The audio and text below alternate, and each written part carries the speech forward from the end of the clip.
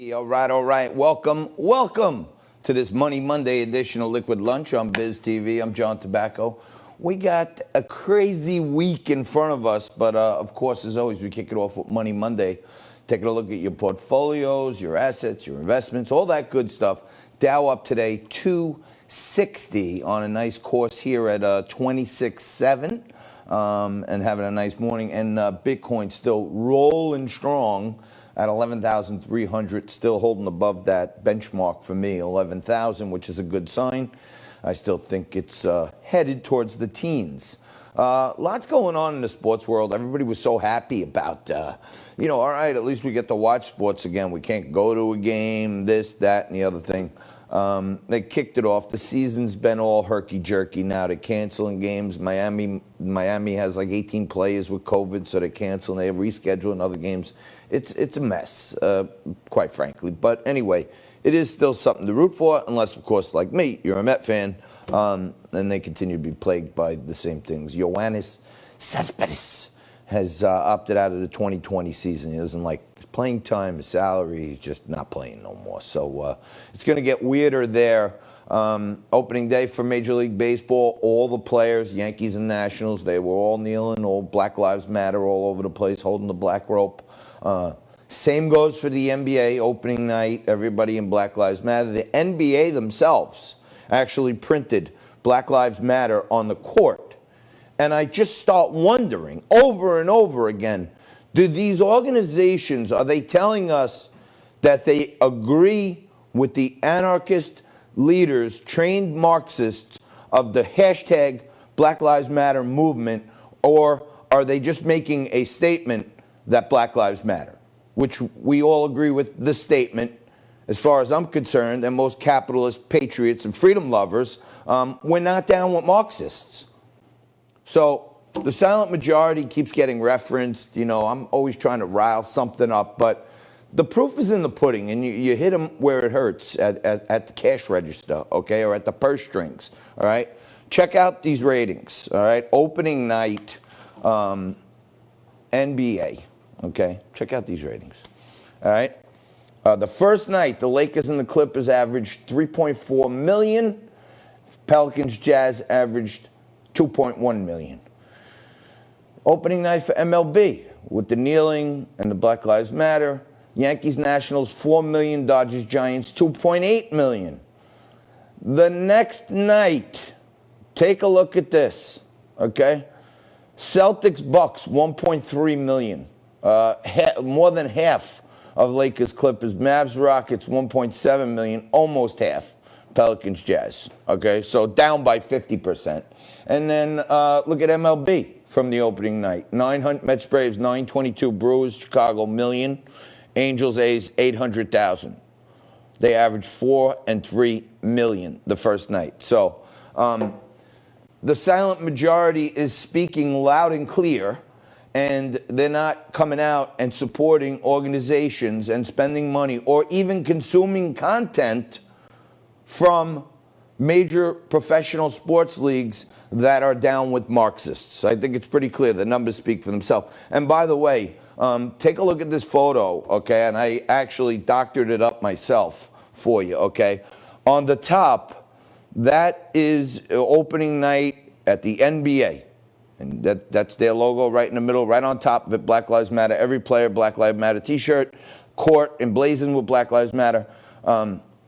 Now, I know a guy, my friend Jared works over there at the NBA, and I know that they probably people there want to be like the NHL now, because look at the picture below. That's the NHL opening night. Everybody on their feet, flags everywhere, national anthem, no one kneels. And guess what? The NHL had their best ratings for a doubleheader in 4 years. So the majority speaking. I'm going to keep speaking to you, with you, and break it all down for you right after this when I'm joined by Fernando Uribe for the Money Monday edition of Liquid Lunch.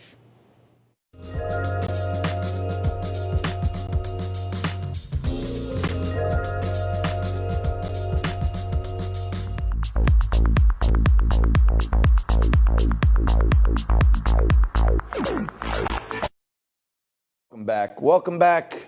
You're watching Liquid Lunch on Biz TV. I'm John Tobacco. A little noteworthy fact here for August 3rd. Today is National Grab Some Nuts Day. And I am not kidding. So you may be able to see this or not, but I have a whole jug of Costco mixed nuts on my desk. So I'm going to grab some nuts throughout the show, wash it down with some beers. But Money Monday is a time we talk about your money, and we bring you the money guests. And joining me today, like he does every Monday, is Fernando Uribe. Fernando is the host of Real Talk via Eyes on NJ. He's right next door in the Garden State. Fernando, how are you, brother? What's going on, John? It's good to be back and lead off again on Liquid Lunch. I love it when you're in the leadoff spot. So Trump is now alleging, or at least threatening, that he's going to take some action against all these Chinese software firms. We had Chris Carter on our show about 6 months ago. He's a data specialist, and he said that the military had already banned TikTok, and it was only a matter of time. So is this going to go deeper, or is this a one-hit wonder? Well, John, I think it's a great job by not only the president, but really by Mike Pompeo, the Secretary of State, to really take initiative on this, because as we all know that the data of private users right now is in jeopardy, and with apps such as TikTok and others. I know WeChat is another Chinese developed app, and without question, I think it makes us very vulnerable. And I really found it hysterical, John, via social media. So many on the left were denouncing this as, oh, there's the president being punitive, there's the president being tyrannical. But weren't they bitching and moaning for 4 years that for whatever reason they feel that we're vulnerable or susceptible to foreign interference, whether it's in our elections or when it comes to cybersecurity or anything else? So the president decides to take action, and now they're up in arms. It's like the left can never be happy with anything, and they have to denounce everything that this president is trying to do. But first and foremost, again, it's a great job by the president, and really by what we're trying to do with enhancing our cybersecurity here in the country. Yeah, there's no doubt about that. I mean, they basically can take control of every iPhone that has TikTok on it. And I wouldn't put anything past this Chinese communist regime lately, what's happening there. Let me ask you this. The new stimulus bill is getting knocked around right here. It's going back and forth with the gridlock down in Washington. But the extra $600 is ended.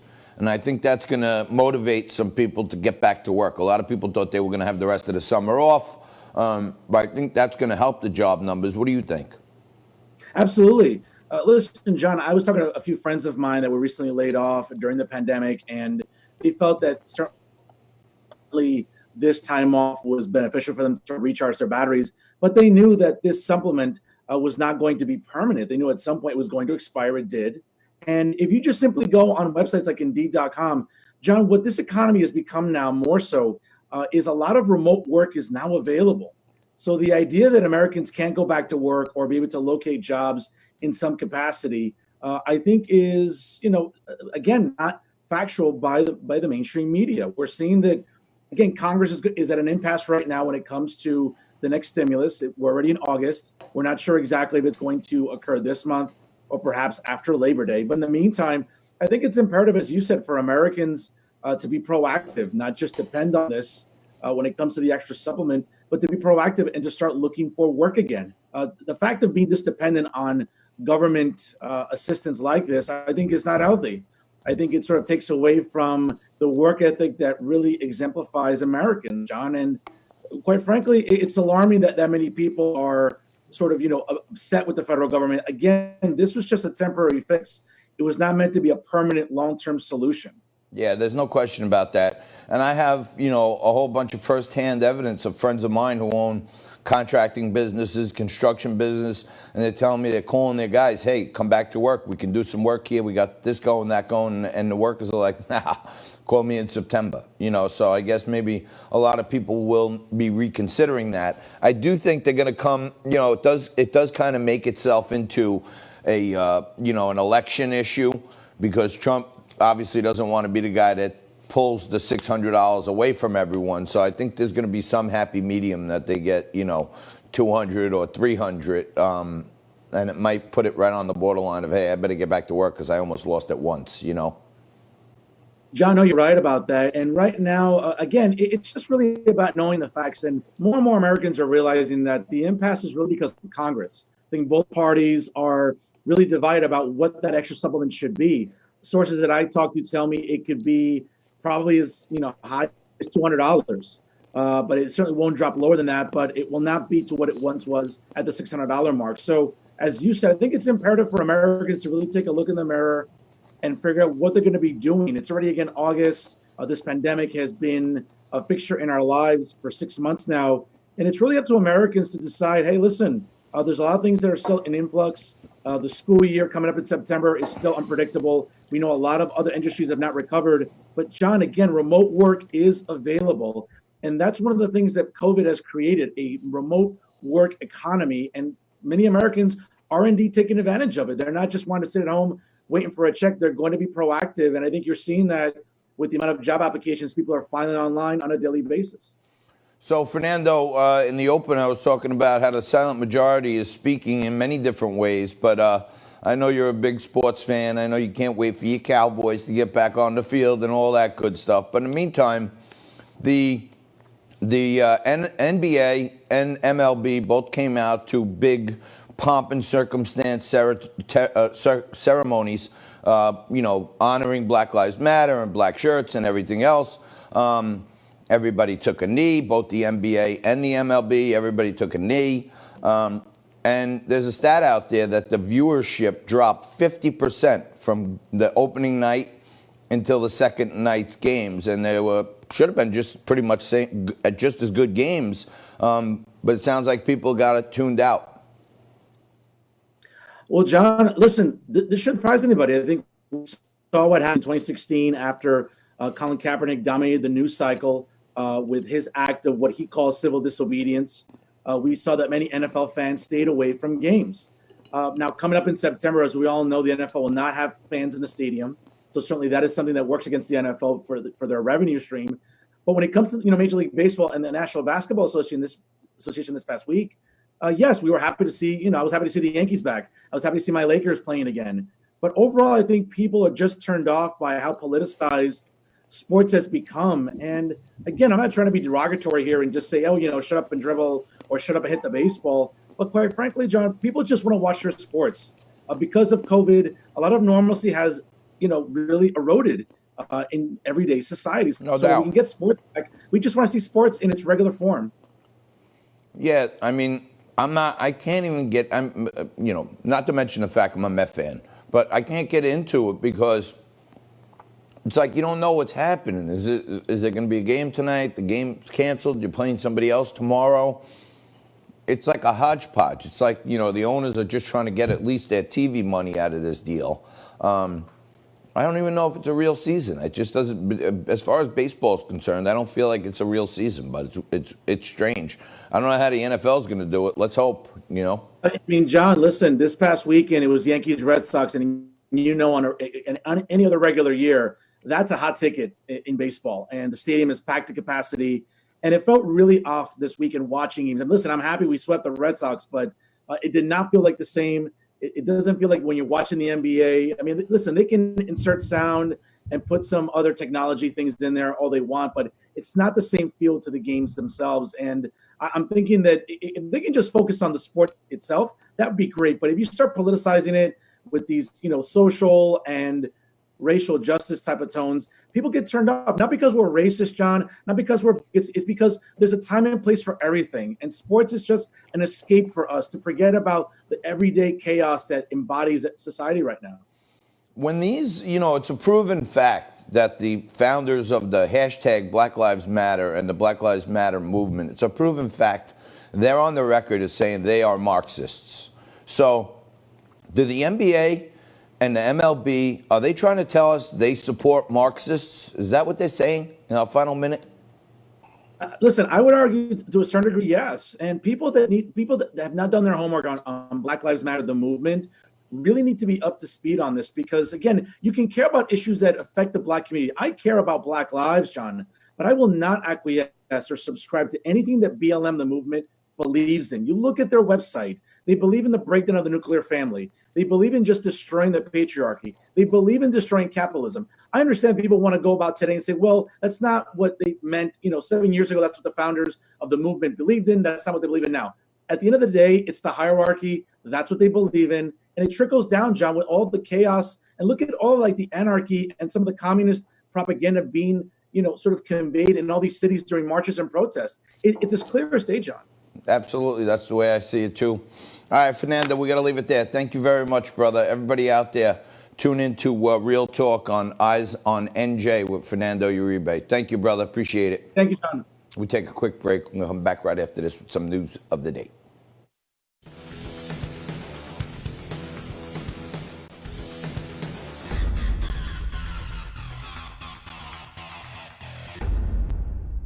Welcome back. Just crushing it on a Money Monday. Dow's up 250. Bitcoin's at 11.4, up 380 on the day. Rolling strong. Rolling on the river. If you got some Bitcoin, I think you're in for better days ahead. Overstock.com. Rolling on the river. 81.70 up 8, up $6 today. $6. Craziness going on out there. All things we've been talking about right here on Liquid Lunch.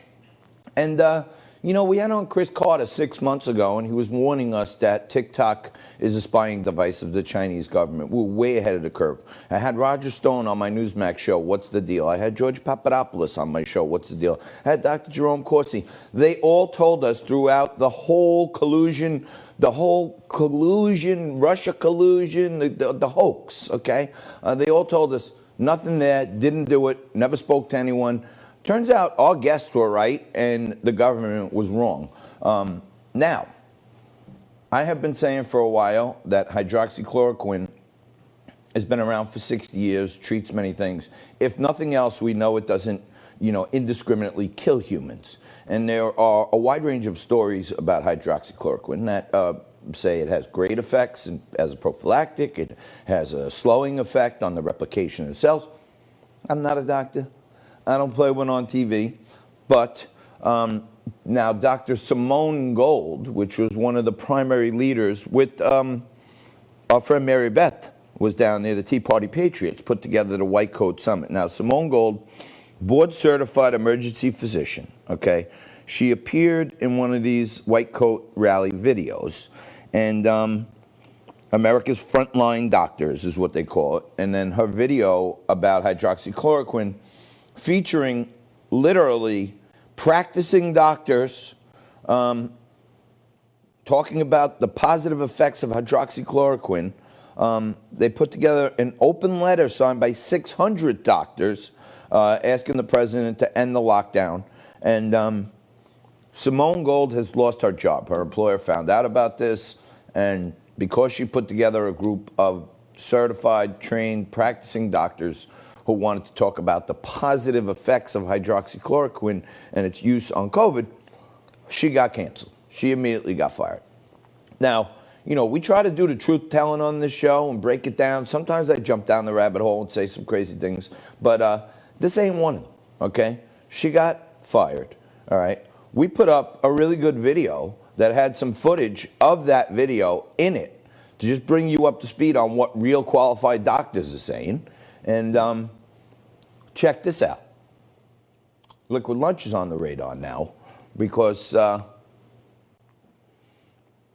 Hi Liquid Lunch, I can't read it from here, but they basically notified us that they, go ahead, read it. Read that, Nico. This is an email we received from YouTube. It says, Hi Liquid Lunch TV. As you may know, our community guidelines describe which content we allow and don't allow on YouTube. Your video, hydroxychloroquine, Dr. Stella Emanuel says it's not a joke, was flagged to us for review. Upon review, we've determined that it violates our guidelines and we've removed it from YouTube. Then it goes on to say YouTube does not allow content that spreads medical misinformation that contradicts the World Health Organization or local health authorities' medical information about COVID-19, including on methods to prevent, treat, or diagnose COVID-19 and means of transmission of COVID-19. If you're just tuning in, today's National Grab Your Nuts Day. Grab some nuts day. So I am snacking on a full box of super extra large mixed peanuts, which is delicious. Well, you know what? I wish every day was National Grab Some Nuts Day, because we do that kind of all the time on this show, and we just go with it and we try to say the truth and, you know, ask forgiveness instead of permission. But I guess now we found out firsthand that this is real. You have certified doctors currently practicing and licensed in the United States of America giving a press conference with positive effects of a drug called hydroxychloroquine.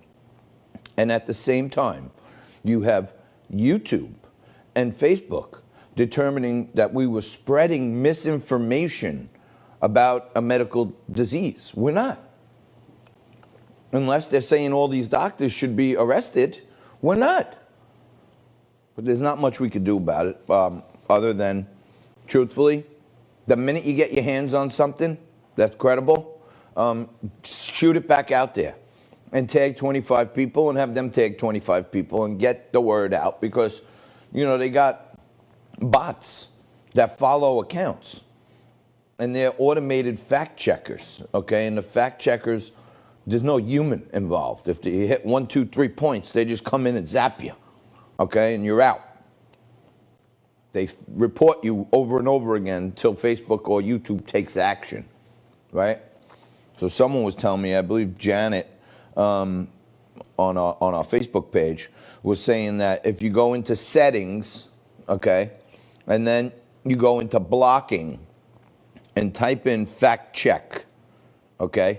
And when you type in the search for fact check, you're gonna see a whole bunch of things following you, probably. Hopefully not, but you probably will. And then go out and block them, and it'll take them a little while before they figure out how to reinfest you with more fact checkers that are spreading information that they deem is true.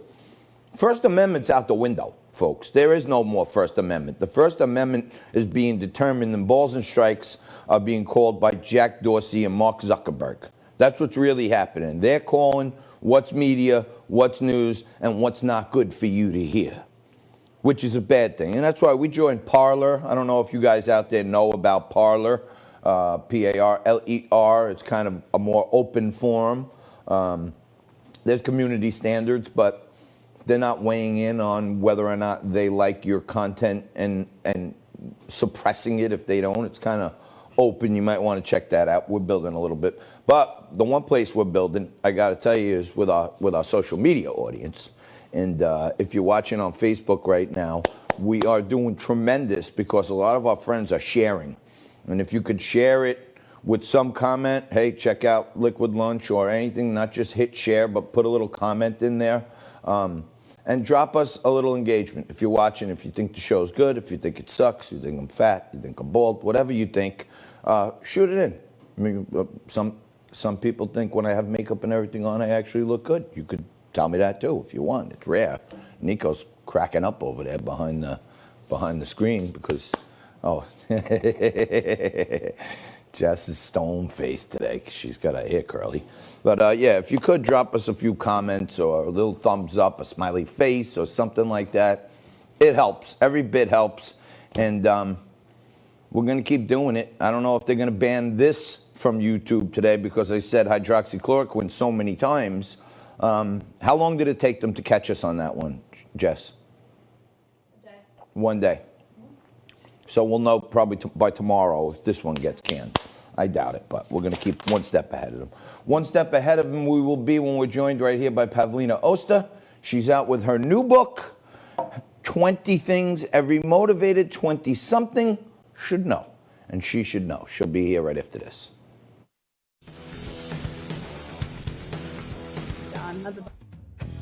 For more Liquid Lunch, head over to YouTube, do a search for Liquid Lunch TV, and hit that subscribe button.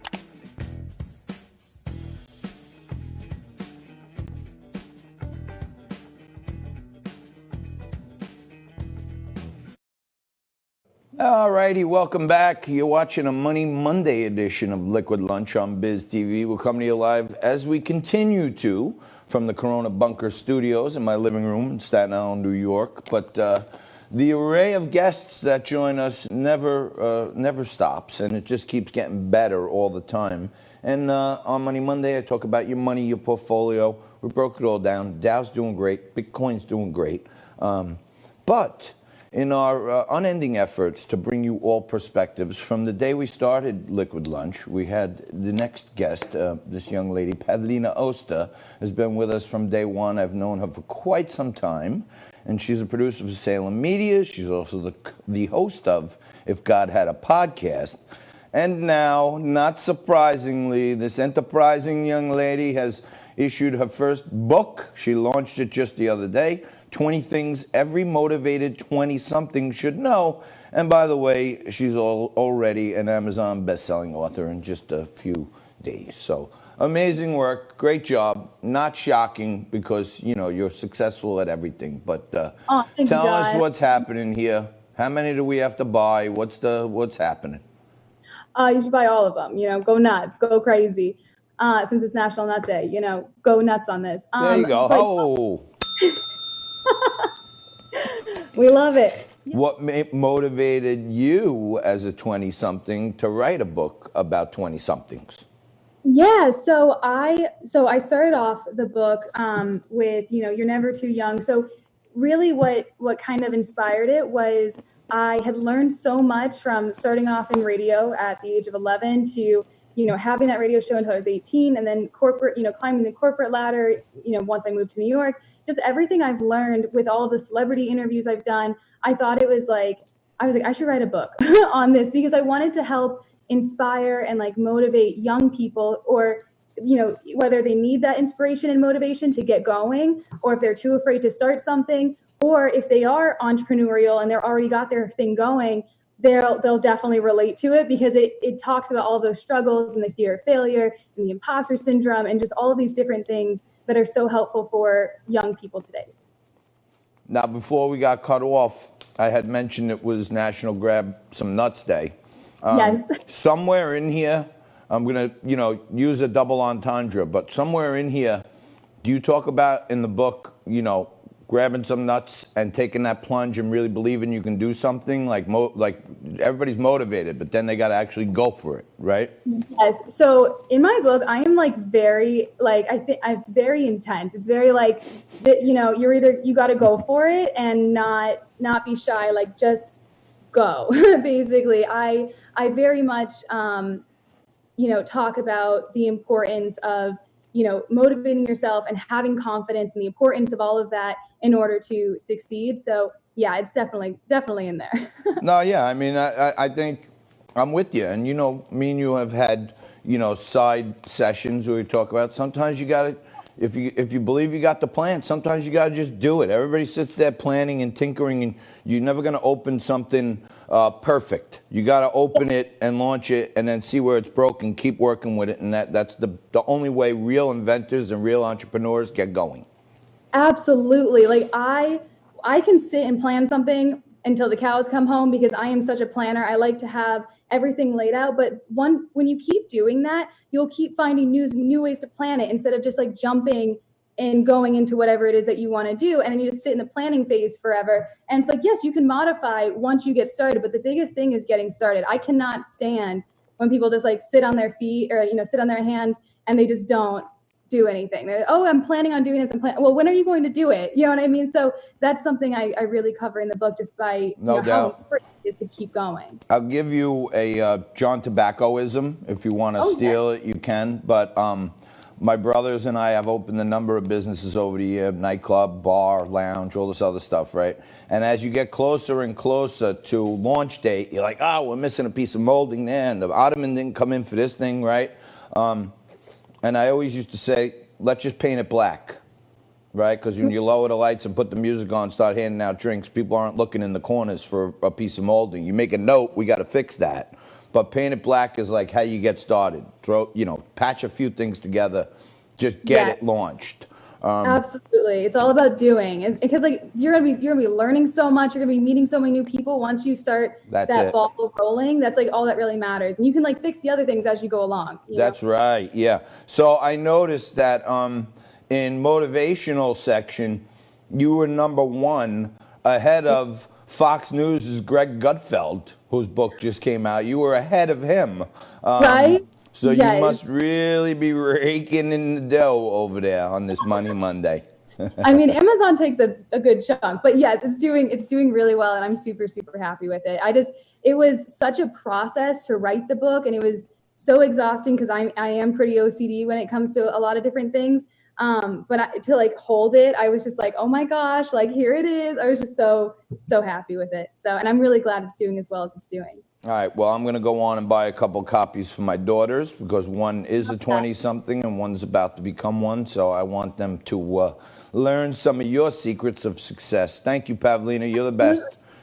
Thank you so much, John. You guys are great. You guys out there, if you can, check out this book. I haven't read it yet, being honest with you, but I know the book while it was being written because I've known her for years. And I can tell you already that whatever her formula is for success, if it's in that book, you want to get it. I don't know how much it is, but I'm going to get a couple for my daughter. All right, we're going to take a quick break. Speaking of grabbing some nuts, Overstock.com seems to have the short sellers grabbing some nuts today to celebrate National Grab Some Nuts Day. We'll talk about that right after this. 5, 4, 3, 2.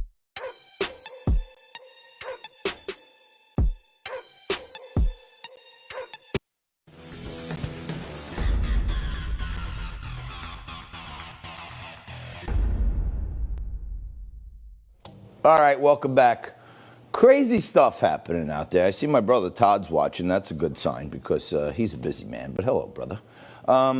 So many of our friends sending me comments, sending me memes and videos. If you're sending me videos, I love them. I use them all the time. I credit the people that send them to me all the time, okay? Carla sent me a beautiful video today of a guy talking about why we have to honor Christopher Columbus. That had some bleeps in it, so we're going to get to it tomorrow. But I love all this stuff. So I want to tell you what's happening in New York City, okay? Restaurants are only allowed to have outdoor dining, okay? And I'm giving you like a first-hand experience. They can only have outdoor dining. Everybody has to wear masks. You can't stand at the bar. You can only get a drink if you're sitting down and if you have food, okay? A local eatery, now it was told to us, the sheep out there, that you're going to get 3 strikes and you're out. You're going to get a warning, you're going to get a fine, and then they're going to shut you down, okay?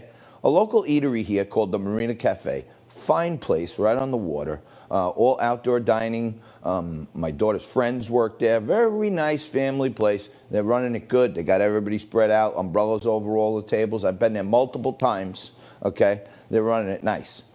Out of nowhere, the sheriff comes barging in the other night and shuts them down, suspends their liquor license, and they said that they flew a drone over the restaurant and took video coverage.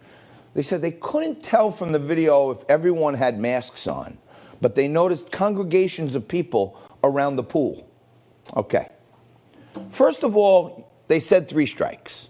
Second of all, they said the evidence that we had from the drone we illegal flew over their property to do illegal surveillance on the restaurant couldn't really tell if everyone had masks on, but we're going to just assume they didn't. And there was no social distancing around the pool or under the tent. Lo and behold, they don't have a pool or a tent. So on that evidence, the restaurant has now had their liquor license suspended. They can open to serve food now, and they close at 9 o'clock. So while we're debilitated already that we can't have the inside open and we have to social distance, we have to spend more money on gloves, masks, prep, spacing, umbrellas, all kinds of other things, okay? Now, this mayor of ours is coming in and shutting places down. I don't know if it's the governor, it's the mayor, it's outrageous. It's happening all around New York City. By the way, I'm just pointing out one that I heard about today, and there's going to be a rally. And if you ask me, this is the height of fraudulent abuse of power. It's government overreach. And if you can give me one medical thing that says these restaurants shouldn't be open right now. I'm willing to sit down and talk about it with you, but there's a growing number of people who think we're being played. And I think this is a perfect example where we're getting mixed messages, where the governor says you're going to get 3 strikes, and then all of a sudden a place is shut down. It's kind of like a dictatorial rule, if you ask me, where you're just going to go in and pot shop places with Banana Republic type of evidence. They're talking about pools and tents and, unclear videos. How do you take somebody's livelihood away? That's what I'm wondering. And it's going to happen more and more and more. Trust me when I tell you, it's going to keep happening because they just want to control us. And by the way, it's like a war on bars because you can't even get a drink. Anyway, as I've mentioned a bunch of time in today's show, it is National Grab Some Nuts Day. So I'm eating some large peanuts from Costco. And being National Grab Some Nuts Day has given me a veritable potpourri of, double entendre and innuendo on grabbing some nuts. But I talk a lot on the show about short selling, about finding companies that are overvalued and then selling now so they go down. Sometimes short sellers who don't do the right homework get caught in what's called a short squeeze. So that means they made these big bets that it's going down, and all of a sudden, all this good stuff starts happening for the company, and it starts going up. And they're leveraged, so they're losing 2 times as it goes up. And the more it goes up, they're losing more and more. Their cost of carry is going up like mad, okay? And the only way they can get out is to buy back shares to cover. When they buy back the shares, they realize this huge loss, okay? So, in honor of National Grab Your Nuts Day, the short sellers in Overstock seem to be celebrating well because theirs are caught in a vice right now, as far as I could see. And it's not getting better. And I've been telling you for 2 weeks that I think the Overstock's going to $100. I said it last Friday, it was $53. So I'm not telling you what to do. I'm interested. I'm a shareholder. And I think it's a great company that's quite undervalued. And you barely ever hear me say I'm buying something. I'm sure a whole bunch of stocks out there that are going down at a clip a minute, okay? But this particular one, I'm long, I like. And I think if Wayfair is worth $277, Overstock to me has got to be worth at least $100. It's a better company. Wayfair has never made money one time. The company, you may not know this because you get a nice umbrella or a nice lounge chair, but the company itself is $277. They never made 1 penny, ever. Never turned a profit. Overstock has a history of turning profits and running a really successful business, and there's an extra kicker in there with their subsidiary for their cryptocurrency division, T0, which is a nice little surprise if you ask me, and things are going good with that one. We'll keep our eye on it. I'll keep you posted on all that. Great audience out there today. Carol's on, Janet's there. Well, what else do we got, Nico? Let's wow and amuse and amaze our audience today with some Technicolor Dreamcoat asset to end this segment, and then we will kick off hour 2. All right. Barack Obama and Joe Biden were president. The H1N1 virus hit. Total U.S. cases, 60.8 million. Panic level 0, China blamed. Okay. COVID-19, U.S. cases, 4.7 million. Panic level, mass hysteria. U.S. closed, Trump blamed. So we're 15 times behind Barack Obama and Joe Biden's response to the H1N1 virus. And they didn't even tell us about it for 6 months. But this one, 4.7 million cases, and America's closed. So lots more stuff like that coming up for you in hour 2. We're going to take a quick break, turn it around, open it right up again right after this. Welcome back, folks. I've been taking my makeup off every day with the coronavirus wipes. I'm still corona free. Didn't even might be fake tan off. Well, that's because that's not a fake tan. That's a real thing.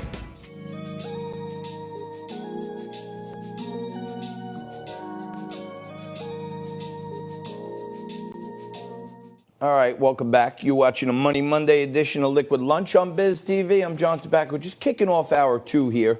Some great comments coming at us on social media. If you're following us on social, if you're not following us on social, please do. Subscribe to our YouTube page. Check out the Facebook, the Instagram. It's all at Liquid Lunch TV. And if you're watching this broadcast live on Biz TV, you can check out the commercials. On the commercial breaks, we have a little more intimate dialogue with the team and our friends on social. If you want to tune in for that, please feel free and drop us a comment. Thumbs up, like. Some engagement is helping us break the YouTube and the Facebook algorithms, and we are getting to a larger audience, which we really need to do. So thank you for that. Now, I ended up hour 1 by talking about a real-life example right here in New York, how the government is calling balls and strikes on commerce, what restaurants can be in business. They're shutting people down without a full set of rules. And I told you, right here in New York, a restaurant, the Marina Cafe, got shut down with no warning based on some, crappy drone video footage where they allege they have a pool and stuff. They just want to shut places down where they think people are having fun. We're not allowed to have fun right now. This is the no fun league we're playing in. But it's not a new phenomenon just here in New York and across the country. We got business owners and entrepreneurs that I've been talking to. They message me, they email me. Take a look at this stat, okay? This stat just came out, okay? In the country, all right, 15,000 restaurants have permanently closed during the pandemic. 14% of them, Cali. 8% of them, Texas. Another 8% of them, New York. New Jersey comes in at a 2.5, kind of breaks off from there. Florida and Pennsylvania. So 15,000 restaurants have closed. And that might sound to you like all right, 15,000 small restaurants, maybe they got 5, 10 people working in there. If 15,000 restaurants closed with 10 workers, which is probably a low number for the amount of restaurants out there, that's 150,000 people. Well, JT, that doesn't sound that bad, 150,000 people. 150,000 people died of COVID. So you're saying COVID's not a big deal, just 150,000. What's 150,000 jobs? No. But when you look at restaurants and service industry businesses, you talk about a lot of people who work off the books. So on top of that, each one of those restaurants has 10 other businesses. The seafood guy, the juice guy, the soda guy, the beer guy, the cleaning guy, the window washer. They got 10 other businesses that all have 10 employees. So you take 150,000 and times it by another 10, and I can go crazy exponential on you, but it's probably more like the collateral effects, probably more like 1.5 million to 2 million people have their job affected by 15,000 restaurants being shut down. And these are permanent. So maybe that's good. Maybe the other restaurants will get bigger. Oh, wait. How can they get bigger? They can't have indoor dining in most places, so they can't get bigger. They only have a certain amount of footprint there. It's crazy what's going on. And at the same time, the ones that aren't permanently closed, right here in New York, the sheriff is going in, hodgepodge, potluck, no evidence, and shutting places down, suspending their liquor license.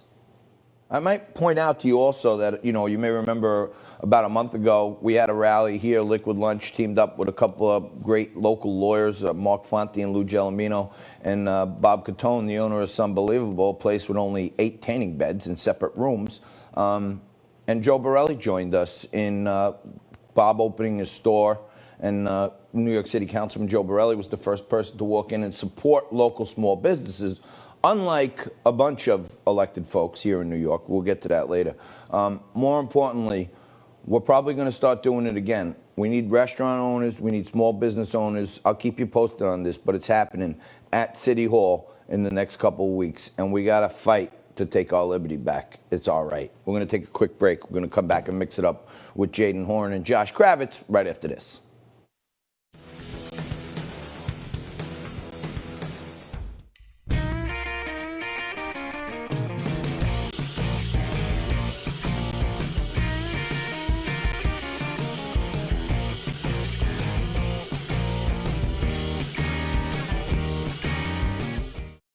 Welcome back.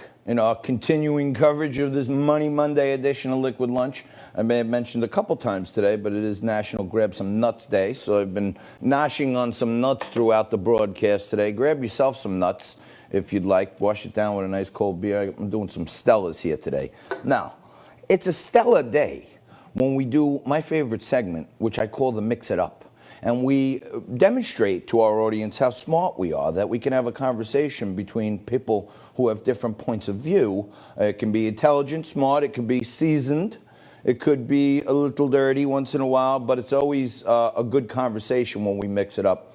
We bring in the best of the best. And these guys, I think we had once before, and they mixed it up quite well. But on the left, attorney Josh Kravitz joins us. He's also a Democratic district leader in New York City. And on the right, Republican strategist, contributor to Metropolitan Magazine, Jaden Horan joins us.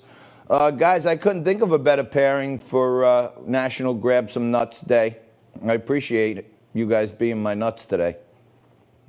Absolutely.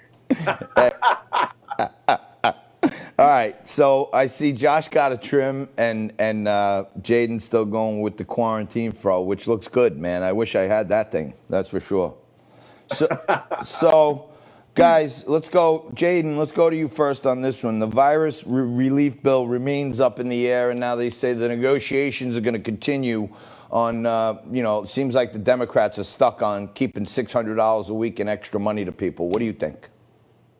Yeah, I mean, the Democrats absolutely are they're not going to move on their positions. But let's really talk about what this is. This is once again the failure of Washington to come to a conclusion to something that they've known will be a problem for months, and they failed the American people. Whether it's the Republican Party or Democratic Party, they failed the American people, and this is on Congress. This isn't on the president. The president has said numerous times what he wants. And Congress has failed to act. They failed to act in any meaningful way other than passing bizarre legislation that would give far too much without, actually giving real benefits to people. So the $600, yes, that seems to be the sticking point. But frankly, Congress has had a long time to figure this out, and now they're under the gun. So whatever they actually put forward actually won't benefit the American people in the maximum capacity of what it could have been. Josh, I got friends of mine who say they're calling their workers to come back to work, and the workers are telling them, no way, I'm getting an extra $600. I'll take the summer off. Yeah, I mean, I think that the $600 makes an impact for people who are particularly at the lowest end of the salary scale. The $600 gives them a bigger boost compared to where they would have otherwise been. But those are poorly paid workers in general, people who actually need it to make ends meet. So it's not people who are making $75,000 a year who are getting a bonus to stay home. It's people who are working at Chipotle and McDonald's who are having that opportunity. Not saying that that's necessarily a good thing, but just look at who it's being directed to. It's being directed to. The $600 nominally makes a big difference for the people who really need it. To Jaden's point, I actually do agree with him. I do think it's a failure of Congress.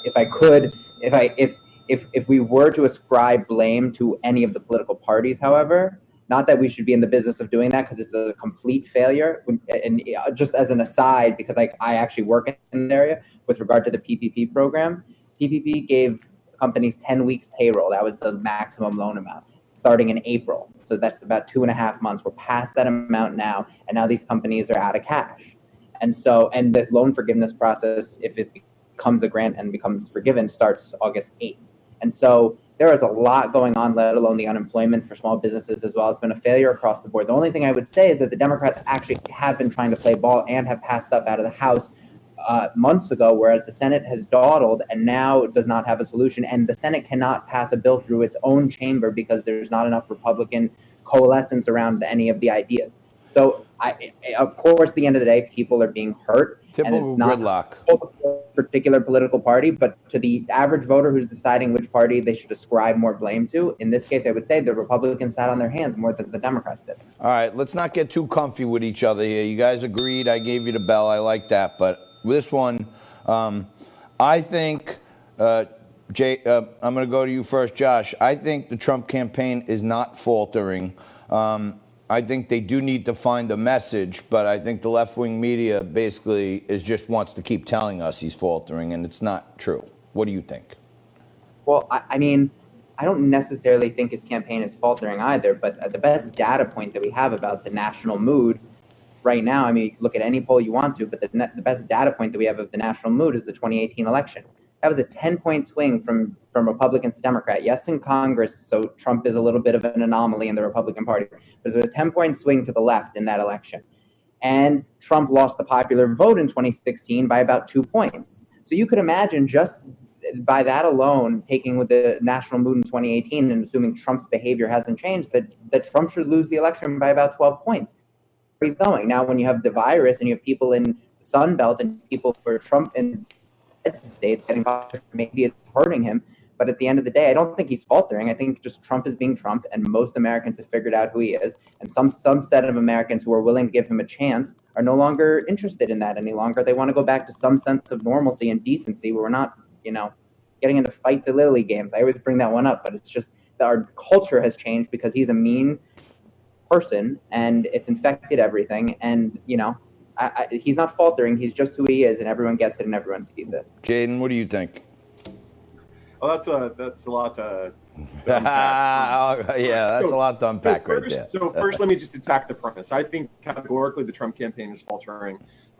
They don't have a central message. The president could have come out and said that we are going to hope for the best, but we're going to expect the worst. Here's my economic plan to bring about a recovery, not rely on just a V shape based on pre-existing demand or aggregate demand under what happens with the virus. They haven't done that. They have no strategy when it comes to the reason that Trump should be reelected, other than Trump should be reelected. Everything in January is not where things are in August, and the campaign is not changed to reflect the new reality, and that's an incredible problem. Biden is a historically weak candidate. Hillary Clinton may have been divisive, but she was not weak.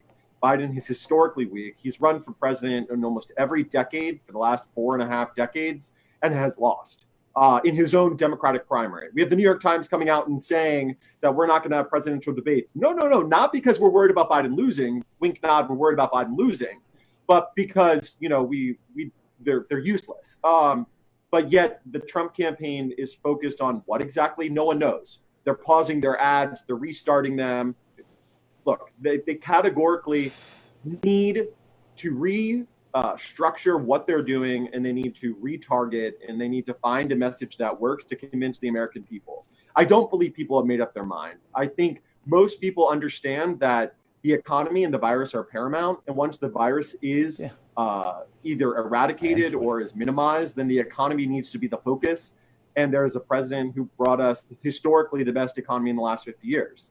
Whatever you like or dislike about his personality, ultimately, you need a job, I need a job, and we need to be able to pay our bills. And that's done best under a Republican presidency. Yeah, but that's not their we message. all need our jobs, no doubt about it. Well, maybe one of the ways he can get back on message, my last question, we got 2 minutes left, guys. They want to scrap, the New York Times op-ed says, let's scrap the presidential debates. Is that going to work, Jaden? Give us a minute. I can't even take a minute. This is ridiculous. This isn't, in 2016, the New York Times ran 2 different articles, one op-ed, about whether or not Donald Trump would have the courage to debate Hillary Clinton. And yet here we are, 4 years later, with the New York Times saying it's possible, it's probable, it's likely that for the benefit of the country, we shouldn't give so much credence to presidential debates, and we should put them in the Dust Bowl of history. Never mind that it was on the strength of presidential debates that Joe Biden was able to make it through after being eviscerated by, his colleagues like Kamala Harris and Elizabeth Warren, who he's considering for vice president. So And that's Bernie. rather ironic. May I just make a Not point? good now. All right, No, Josh, I'm I'll not give you the buying. last word. Look, if you read the article in the New York Times, first off, I think we should have presidential debates. I think it's really important that we probe and test the other side's opinion. But the article says, correctly so, that Donald Trump is the P.T. Barnum of American politics. Donald Trump's going to get up there and call Joe Biden's wife ugly, and make fun of his deceased son, and call the moderator ugly, and he's a showman, and he has no respect for the institution of the office of the presidency, and he's not going to actually probe the pressing issue. If he wants to actually discuss why the Green New Deal is a bad idea, great. President Trump. Well, Go how do can that. how can we even know that? We're going to just assume that he might be too good of a showman? Because I've been watching him on TV for 3.5 years, and I know that he's going to basically tell Joe Biden that he has dementia to his face, and he's going to laugh at him and make fun of him and just be the terrible human being that he is. And we just don't need P.T. Barnum. All right. Well, look, I think we had him for a little while. I think he's one of the most entertaining things on television, me personally, but not as entertaining as you guys. Thank you. I remember when the big controversy was man. when Obama wore a tan suit, and now the tan suit. All right. Josh Kravitz, Jaden Horan, thank you very much. You're the best. They agreed twice. That's not bad on 3 topics. We're going to take a quick break and come on back, break down some crazy conspiracy theories.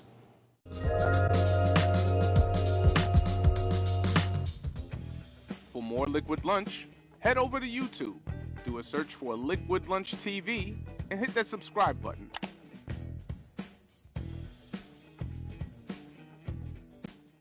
All right, welcome back. Just whipping it through hour 2 here on a Money Monday edition of Liquid Lunch on Biz TV.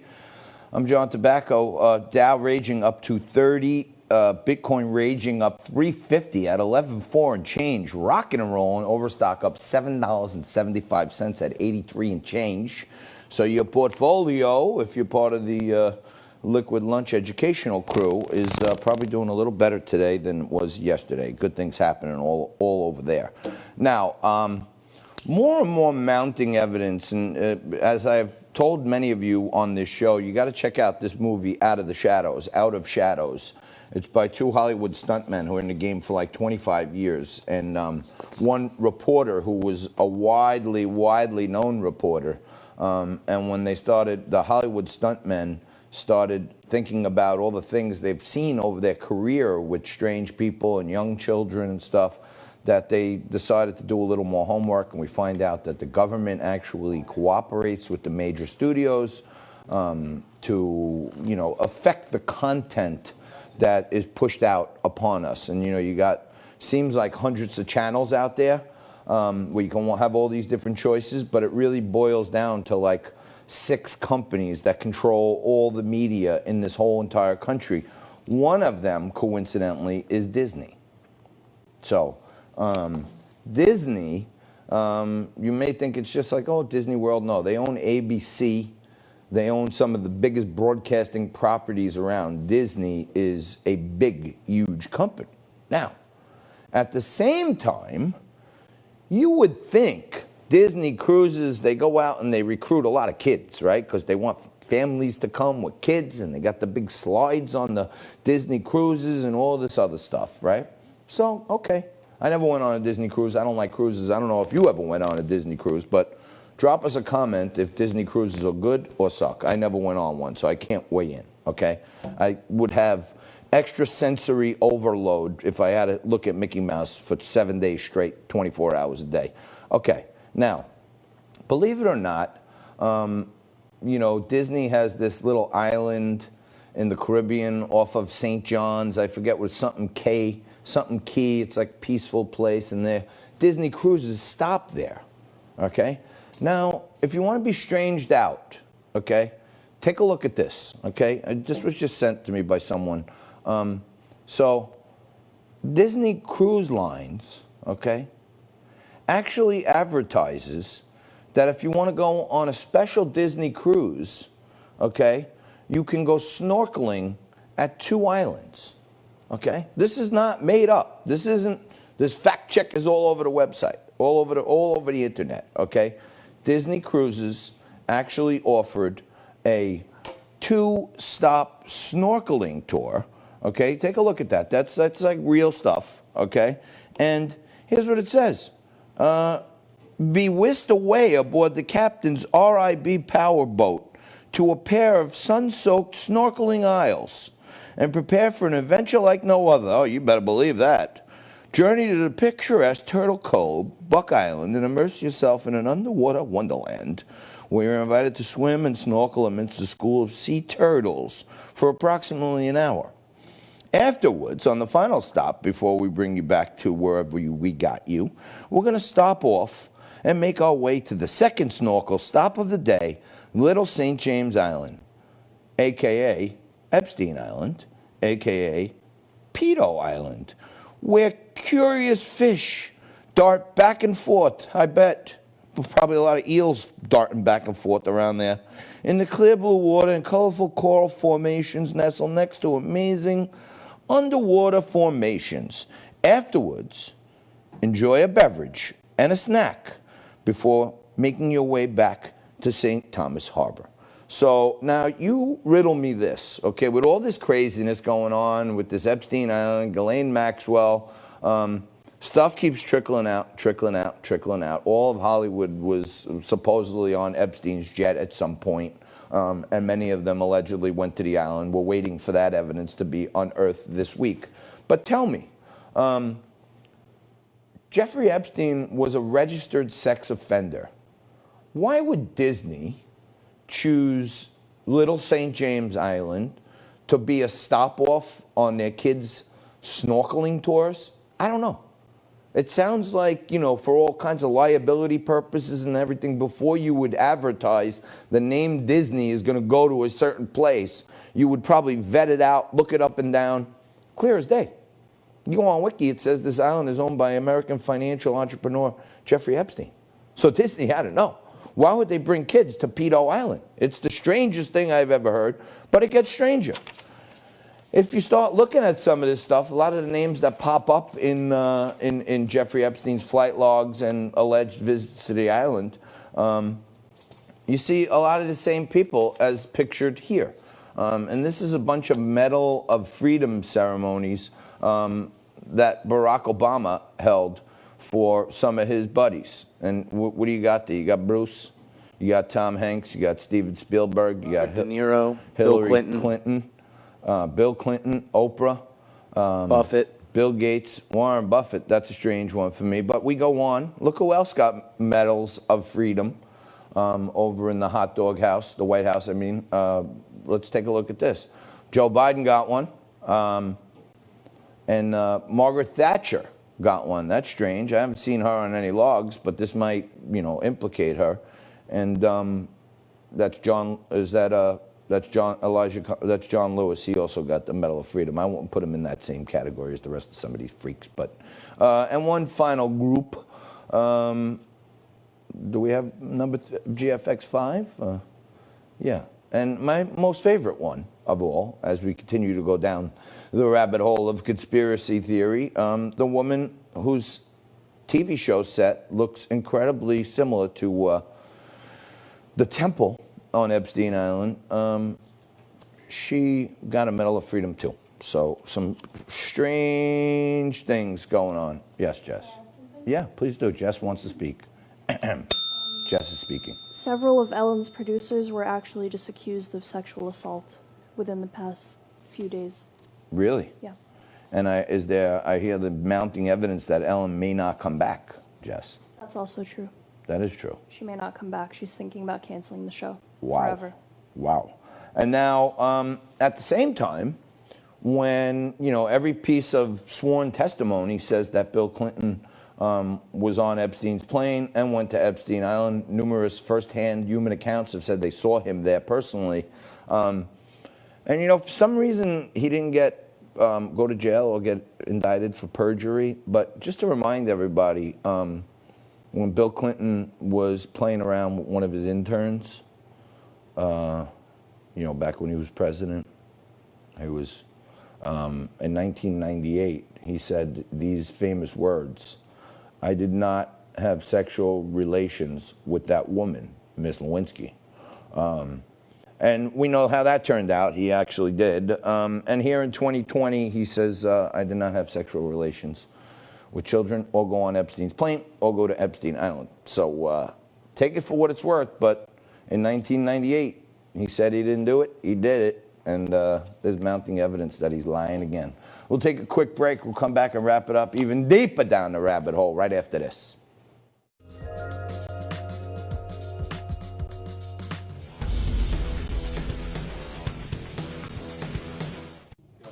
All right, welcome back. You're watching a Money Monday edition of Liquid Lunch on Biz TV. I'm John Tobacco.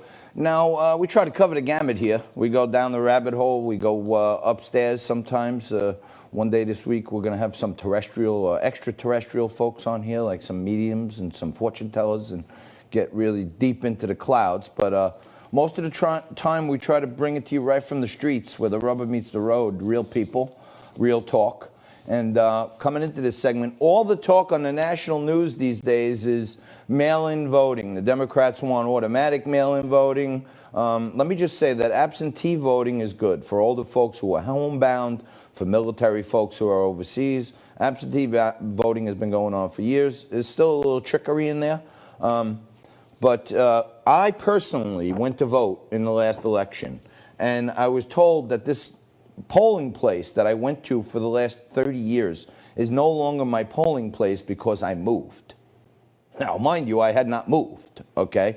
But they assumed I moved, and they sent me this, a transfer notice that went to another home, and then it got forwarded to me, okay? So if you want to know how crazy this stuff is, I didn't move, but the Board of Elections told me I moved. So now I got to take action to fix it, okay? And as it gets crazier and crazier, somebody who's right in the thick of it, talk about the rubber meets the road. It's my next guest, Dion Powell. He's joined us many times before.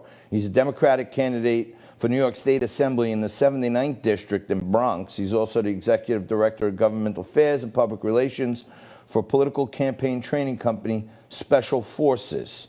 Now, Dion, I know you were running in a race there, and there was a big primary. There wasn't a primary. There was a big, a whole bunch of people thrown off the ballot for invalid signatures. Now, you make the ballot, you get in the race, and lo and behold, you got people who got thrown off the ballot, but the ballots were printed too soon, so they're on it. That's correct. And what happens with their votes? What happens here? They shouldn't even be taking votes away from you or anyone else in the first place, but what do you see happening? Well, I do see happening as well. I was told happening, seeing as though the candidate that they voted for was disqualified, all their votes are null and void. So you have thousands of votes that are, thrown out the window in the garbage for people that think they can vote for legitimately. On top of that, ironically, all the people that were knocked off the ballot are people that would have won if these votes were counted. So that makes it more egregious and more disgusting, if you ask me. So what was the final margin of victory? How many votes? Well, according to the absentee ballot report that we got from Washington Ballots, they won. But however, we don't know that because the Board of Elections won't release the machine count that was taken at the polling sites. But from the absentee ballot counts reports that we have, they technically won the election. But if you go to the Board of Elections website, under the unofficial count, Felix's name is not there amongst other people's. So we don't have any way of knowing. Here's the actual Board of Elections document. You know for a fact that someone was on that ballot who wound up not being in the race, and many, many people voted for him. Do we have a total votes cast number or anything? Because this is exactly what President Trump is talking about. Right.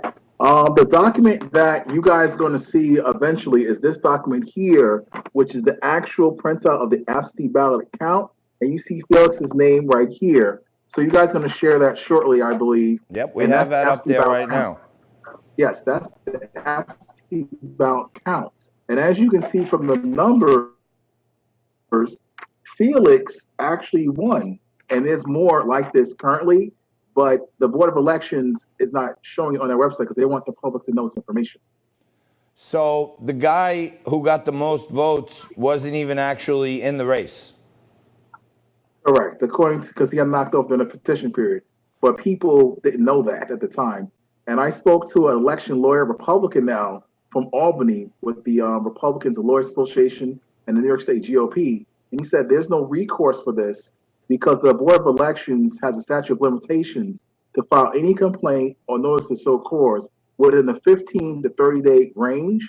But as a citizen and as a candidate, you wouldn't find out this happened to you until after the fact when they were counting ballots. So there's no way to take legal action. All right, so let me break something down now. Now, you need people to come join you tomorrow, okay, at the New York City Board of Elections at 32 Broadway, because you're going to try to stop these commissioners from certifying these results, right? Because a lot of people were disenfranchised in this. Now, let me tell you, my friend, Stephen H. Richmond, the general counsel of the New York City Board of Elections, is the #1 enemy of democracy on the face of the earth. The man is not in there to do right by the voters. He's in there to do right by the Democratic Party. The head of the Board of Elections in New York City just got sanctioned because he was getting these big extravagant trips from these companies they bought the voting machines from. So there's nothing but fraud and enemies of democracy there. But you think Steve Richmond's going to stand up tomorrow and certify these results? That is correct. The email I sent you guys about the meeting, nobody really knows about that. The reason why I knew that meeting was happening with the commissioners is by word of mouth, but to actually get the detailed information was from Richmond, because I'm being taken back to Bronx court as a candidate because there's a lot. They filed suit rather months ago, and Richmond had to report to the court coach. It's called a candidate coach, where and when the meeting would take place, because the court system itself couldn't find out from the Board of Elections when they were certified. So thank God I got this email as a candidate. Well, it's getting crazier by the minute, my friend. It seems, there was an old saying on the Democrat side, why beat them at the ballot box when you could beat them at the Board of Elections? And they do all kinds of trickery in that Board of Elections. Usually they go out of their way to throw people off the ballot, people they think that are threatening to their favorite candidates.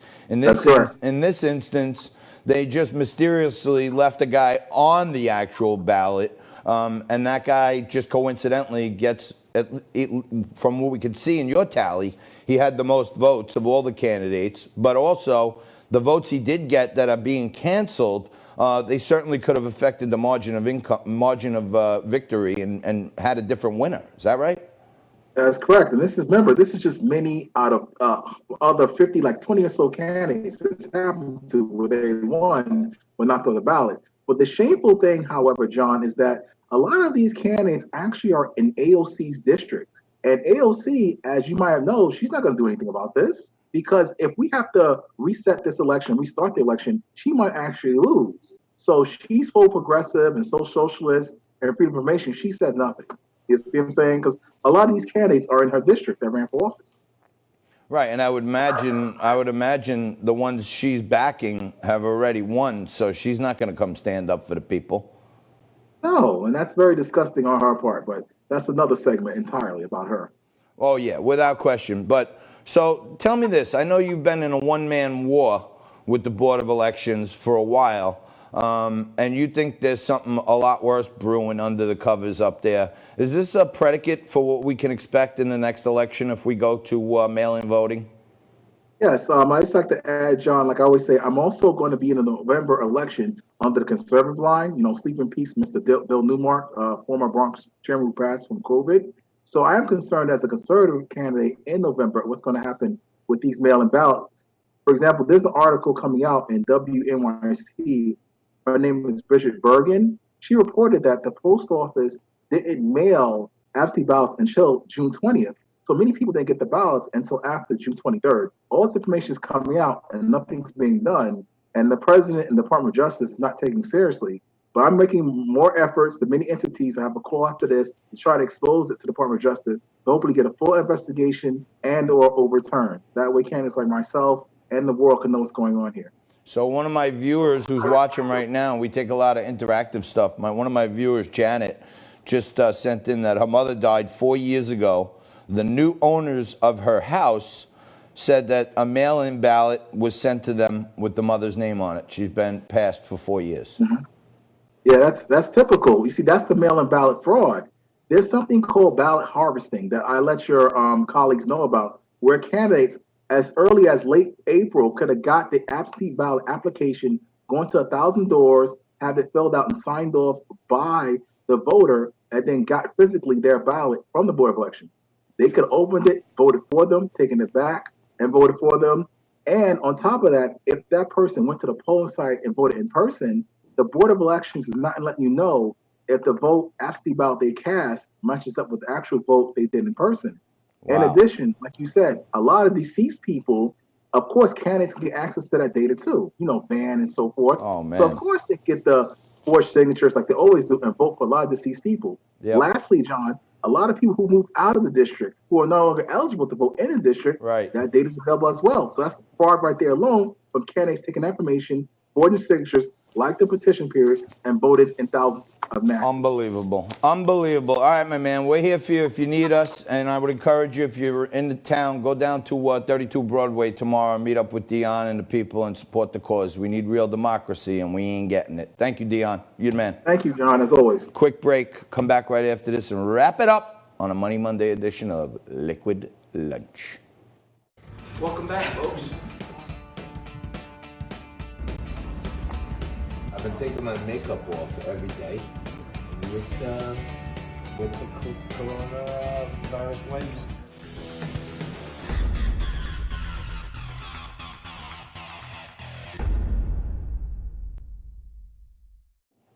Oh, welcome back. If you haven't done it already, today's National Grab Some Nuts Day. So grab yourself some nuts. Kick back and relax. The final segment of the show today. Going even deeper down the rabbit hole of crazy, outrageous conspiracy that happened to have a lot of facts wrapped around them of late. So, first and foremost, we've been talking about White Claws and hard seltzers and how this is the new rage. And my producer, Nico, had to take 2 days off from work last week because he hit them too hard on the weekend. So he missed a Monday and a Tuesday based off a White Claw 19 disease that was going around South Jersey, apparently.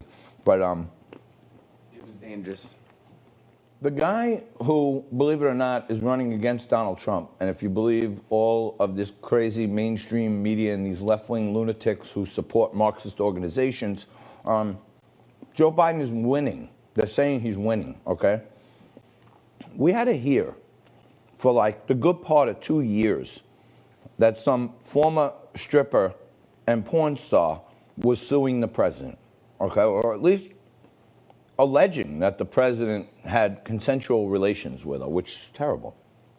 I don't know why you would get sued for having consensual relations with someone, but in any event, I digress.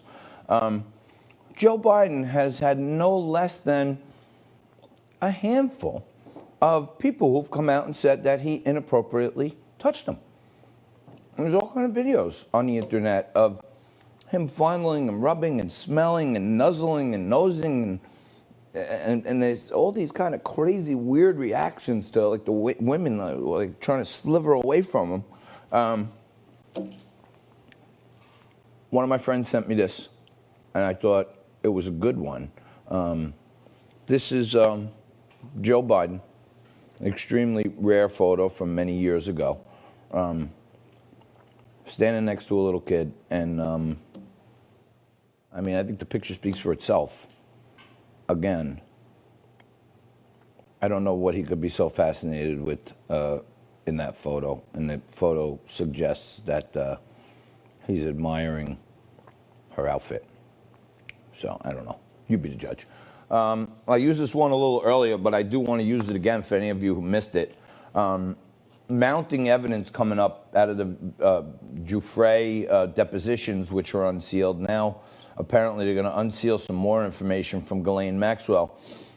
Former President Bill Clinton has been asked numerous times if he traveled on Epstein's plane or went to Epstein Island, and his response over and over again, even though there are deposition documents out there, sworn testimony, no one's gone to jail for perjuring themselves, so this must be some factual stuff. And in 1998, when a young intern alleged through someone else who coaxed her into talking about it, alleged that the president of the United States was asking for some extra special under-the-desk treatment, the president came out and looked all of you in the eye, every one of us, and said, I did not have sexual relations with that woman, okay? And now, as more and more documents pour out showing that there was quite the close relationship with Prince Andrew, Bill Clinton, Kevin Spacey, among others. And many of these people allegedly traveled to Epstein Island. We're going to find out very soon when Ghislaine Maxwell's newest treasure trove of information is unsealed. Pointed out to you a little earlier in the show today that Disney Cruises was actually doing a stop off at Epstein Island, which makes things even crazier. But it sure seems like a lot of rich, famous, elite, and powerful people found a reason to step foot on Epstein Island. And one of the questions that I'm going to ask, and I'm going to keep asking, are, like, where are all these kids? And there's all kinds of missing kids, and a lot of the missing kids are minorities. So I guess, Black Lives Matter should care about that also. But I'll leave you with this for today. Black Lives Matter is a Marxist organization. Fact, admitted by its two founders. Every organization you see that jumps on board with them and starts donating bags of money, like Netflix, like NFL, like NBA, okay?